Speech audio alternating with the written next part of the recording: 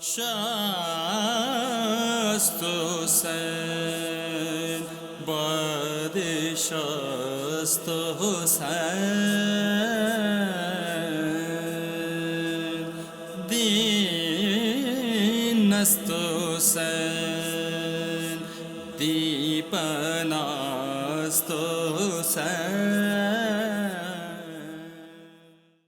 اعوذ باللہ من الشیطان اللعین الرجیم. بسم اللہ الرحمن الرحیم. رب اشرح لی صدری ویسر لی امری واحلل عقدۃ من لسانی یفقہوا قولی. سلام علیکم، میں ہوں فردوس علی. پیش خدمت ہے پروگرام غریب نینوا، جس میں آج ہم کاروان حریت کی مدینے میں واپسی کے بارے میں بات کریں گے.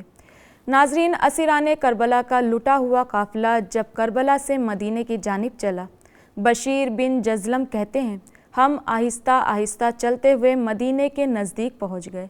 ایک مقام پر رک کر امام زین العابدین علیہ السلام نے فرمایا یہیں پر ناقے بٹھائے جائیں اور یہیں خیمے لگائے جائیں. جب خیمے لگا دیے گئے تو اہل حرم کو خیموں میں بٹھا دیا. بشیر سے امام سجاد علیہ السلام نے فرمایا تم ابھی مدینے چلے جاؤ اور لوگوں کو ابو عبداللہ کی شہادت اور ہمارے آنے کی اطلاع دے دو. بشیر اپنے گھوڑے پر سوار ہوئے اور مدینے پہنچے. مسجد نبوی کے پاس پہنچ کر بلند آواز میں اشعار پڑھے اور لوگوں کو مخاطب کر کے کہا اے مدینے کے رہنے والوں، مدینہ رہنے کے قابل نہیں رہا. حسین ابن علی کربلا میں شہید کر دیے گئے. علی ابن الحسین اپنی پھوپھیوں اور بہنوں کے ساتھ مدینے سے باہر ٹھہرے ہوئے ہیں. مجھے انہوں نے ہی بھیجا ہے تاکہ میں تمہیں اس سانحہ کی خبر دوں جو ان پر گزری ہے. جب یہ خبر اہل مدینہ نے سنی تو مدینے کے لوگ روتے پیٹتے اپنے گھروں سے باہر نکل آئے. لوگوں کے لیے اس سے زیادہ غمناک دن نہ تھا. بشیر کہتا ہے کہ سبھی اہل مدینہ کارواں کی طرف تیزی سے بڑھنے لگے اور اہل بیت کے خیموں کے پاس پہنچ گئے. امام زین العابدین علیہ السلام باہر تشریف لائے. آپ کی آنکھوں سے اشک جاری تھے. لوگوں کے رونے کی آوازیں بلند ہو گئیں. سب آپ کو تعزیت دے رہے تھے، تسلی دے رہے تھے. امام نے لوگوں سے مخاطب ہو کر فرمایا اے لوگوں، ساری تعریفیں اس خدا سے مخصوص ہیں جو عالمین کا پروردگار ہے اور روز جزا کا مالک ہے. وہ اتنا قریب ہے کہ سرگوشیوں کو سنتا ہے.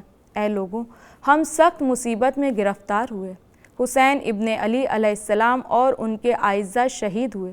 ان کے اہل حرم اور بچوں کو دیار بدیار پھرایا گیا. اے لوگوں، تم میں سے کون ایسا ہے جو ان کی شہادت کے بعد خوشی منائے؟ یا کون سا ایسا دل ہے جو ان کے لیے نہ تڑپے؟ یا کون سی ایسی آنکھ ہے جو آنسو نہ بہائے؟ وہ 7 آسمان جو کہ مضبوط بنائے گئے ہیں ان کی شہادت پر روئے ہیں. اے لوگوں، ہم غریب الوطن ہوئے. یہ سلوک ہم پر اس صورت میں کیا کہ نہ ہم نے کوئی جرم کیا اور نہ کوئی ناپسند کام کیا. یہاں تک کہ ہم نے اپنے بزرگوں کے لیے بھی ایسی باتیں نہیں سنی ہیں. یہ کتنی دردناک مصیبت ہے. میں خدا سے اس کا اجر چاہتا ہوں کہ وہی غالب اور انتقام لینے والا ہے. بشیر کہتے ہیں کہ محمد حنفیہ کو اہل بیت کے آنے اور امام حسین علیہ السلام کے شہید ہونے کی خبر نہ تھی، کیونکہ آپ شدید بیمار تھے. اس لیے کوئی بھی ان سے احوال بیان نہیں کرتا. سب کو یہ ڈر تھا کہ کہیں یہ خبر سن کر ان کی روح نہ پرواز کر جائے. آپ نے شور و گل سنا اور کہا خدا کی قسم میں نے یہ صورتحال رسول کی وفات کے وقت دیکھی تھی. یہ آہوزاری کیسی ہے؟ محمد حنفیہ تمام صورتحال کا سبب معلوم کرنا چاہتے تھے. ان کے غلام نے آ کر کہا اے فرزند امیر المومنین علیہ السلام، آپ کے بھائی امام حسین علیہ السلام کے ساتھ کوفے کے لوگوں نے غداری کی. انہوں نے مسلم بن عقیل کو بے رحمی سے قتل کیا اور اہل بیت کو قیدی بنایا. اب سید سجاد علیہ السلام مدینے واپس آ رہے ہیں. محمد حنفیہ نے غلام سے کہا وہ میرے پاس کیوں نہیں آ رہے ہیں؟ یہ کہہ کر وہ اپنی جگہ سے اٹھتے ہیں، کبھی گرتے ہیں، کبھی کھڑے ہو کر کہتے ہیں لا حول ولا قوت الا باللہ العلی العظیم. ایسا معلوم ہوتا ہے کہ انہیں اس مصیبت کا احساس ہو گیا تھا. پھر کہا خدا کی قسم مجھے اس سانحہ میں آل یعقوب کے مصائب کا مشاہبہ لگتا ہے. پھر کہتے ہیں کہ میرا بھائی کہاں ہے؟ میرا میوہ دل کہاں ہے؟ حسین کہاں ہے؟ محمد حنفیہ گھوڑے پر سوار ہو گئے. ان کے خادم آگے آگے چلے اور مدینے سے باہر لے گئے. آپ نے جب سیاہ پرچموں کو دیکھا تو فرمایا یہ کالے پرچم کیسے ہیں؟ کیا بنی امیہ نے امام حسین علیہ السلام کو قتل کر دیا ہے؟ آپ چیخ مار کر گھوڑے سے زمین پر گر پڑے اور بے ہوش ہو گئے۔ ان کا خادم امام زین العابدین علیہ السلام کی خدمت میں آیا اور کہا اپنے چچا کی خبر لیجئے، کہیں ان کی روح پرواز نہ کر جائے۔ امام زین العابدین علیہ السلام اپنی آنکھوں سے آنسو صاف کرتے ہوئے چلے، اپنے چچا محمد حنفیہ کے سرہانے بیٹھ گئے اور ان کا سر اپنے زانوں پر رکھ لیا۔ جب محمد حنفیہ کو ہوش آیا تو امام سے فرمایا بھتیجے میرا بھائی کہاں ہے؟ میری آنکھوں کا نور کہاں ہے؟ آپ کے بابا کہاں ہیں؟ میرے بابا کا جانشین کہاں ہے؟ میرا بھائی حسین کہاں ہے؟ امام زین العابدین علیہ السلام نے فرمایا میں یتیم آیا ہوں، میرے ساتھ مصیبت زدہ عورتوں اور بچوں کے سوا کوئی بھی نہیں آیا ہے۔ اے چچا، اگر آپ اپنے بھائی حسین علیہ السلام کو دیکھتے تو کیا کرتے؟ انہوں نے لوگوں کو مدد کے لیے بلایا لیکن کسی نے مدد نہیں کی اور تشنہ لب شہید کر دیے گئے۔ محمد حنفیہ پھر چیخ مار کر بے ہوش ہو گئے۔ جب اہل بیت مدینے میں داخل ہوئے تو خطیب نماز جمعہ کا خطبہ پڑھ رہا تھا اور امام حسین علیہ السلام کے مصائب پڑھ رہا تھا، جس سے سید سجاد علیہ السلام کے زخم تازہ ہو گئے اور دل غمزدہ ہو گیا۔ وہ شہیدان کربلا کے سوگ میں نوحہ کرنے لگے۔ یہ دن ویسا ہی تھا جیسا رسول اللہ صلی اللہ علیہ وآلہ وسلم کی وفات کا تھا۔ مدینے والے جمع ہو کر گریہ زاری کر رہے تھے۔ ام کلثوم سلام اللہ علیہا روتی ہوئی مسجد نبوی میں داخل ہوئیں اور قبر رسول کی طرف رخ کر کے کہا اے میرے جد آپ پر سلام، میں آپ کے لیے آپ کے فرزند حسین علیہ السلام کی شہادت کی خبر لائی ہوں، جس کو سن کر لوگوں میں کوہرام بپا ہو گیا۔ اس کے بعد امام زین العابدین علیہ السلام قبر رسول کی زیارت کے لیے آئے اور قبر مطہر پر رخسار رکھ کر بہت روئے۔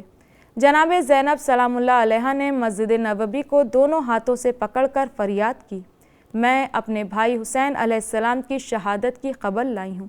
زینب سلام اللہ علیہا کے آنسو نہیں تھمتے تھے اور ان کے بین میں کمی نہیں آتی تھی۔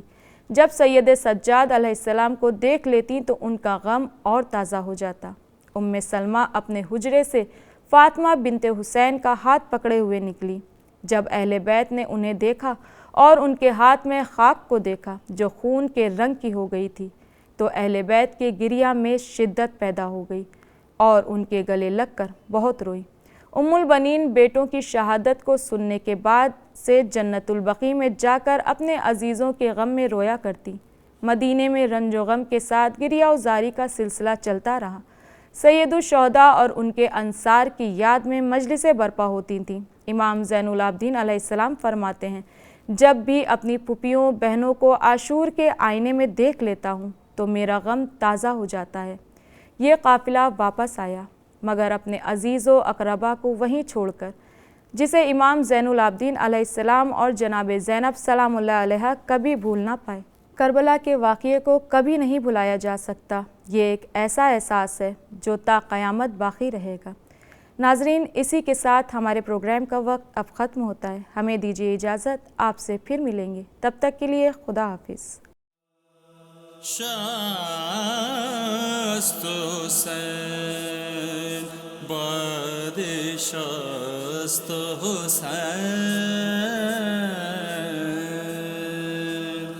دین است حسین